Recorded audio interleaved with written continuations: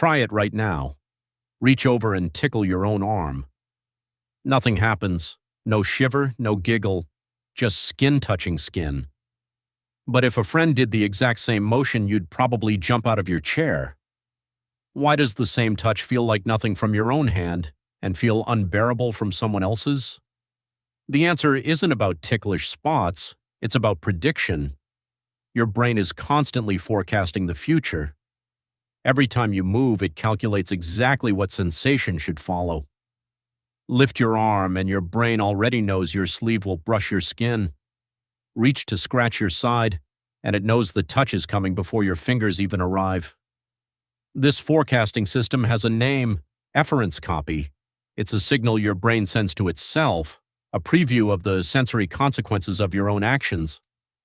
Neuroscientist Sarah-Jayne Blakemore ran a now-famous series of experiments at University College London in the late 1990s. She built a robotic arm that could tickle a person's palm, sometimes controlled directly by the participant, sometimes with a slight delay added. The results were striking. When people controlled the tickling motion themselves, even through a machine, they barely felt it. But add just a fraction of a second of delay, breaking the tight link between action and sensation, and suddenly it tickled. The brain no longer recognized the touch as self-made. So ticklishness isn't a bug, it's a filter. Your nervous system is built to dampen sensations it already expects, so it can stay alert to the ones it doesn't. Think about how much noise your own body generates every second. Clothes shifting, footsteps landing, your own hands brushing your legs as you walk. If your brain treated every one of those sensations as urgent and novel, you'd be overwhelmed before breakfast. Canceling out self-generated touch is how your nervous system keeps its attention budget intact. That's why an unexpected touch from someone else lands so differently. There's no efference copy for it, no advance warning. Your brain has no forecast to match it against, so the sensation arrives raw, unfiltered, and, depending on where it lands, unbearably ticklish. This is also why the drama of being tickled has almost nothing to do with the touch itself.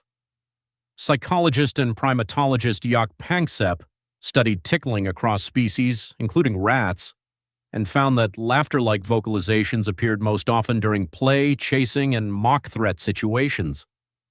His research suggested ticklishness is wrapped up with a very old survival circuit, the ability to detect an unpredictable presence near vulnerable parts of your body, your neck, your ribs, your belly, the exact places most exposed in a physical struggle. Here's where it gets stranger. This predictive filtering system doesn't just explain tickling, it explains a whole category of experience most people never think to question. Ever notice you can't surprise yourself? You can't make yourself flinch by pretending to jump out from around a corner.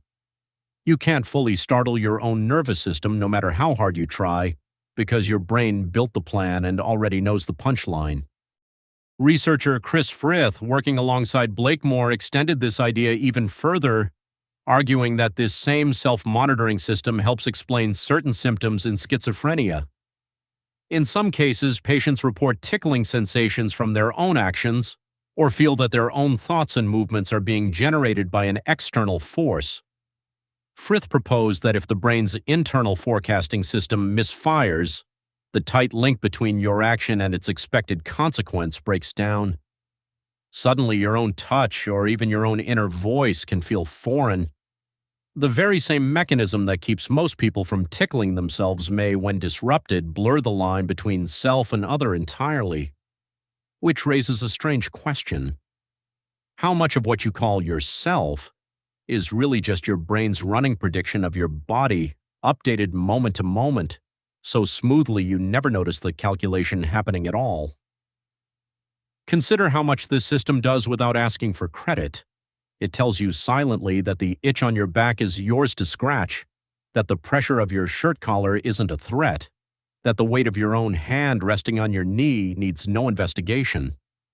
Every second, your brain is quietly confirming, this is you, this is expected, this is safe to ignore.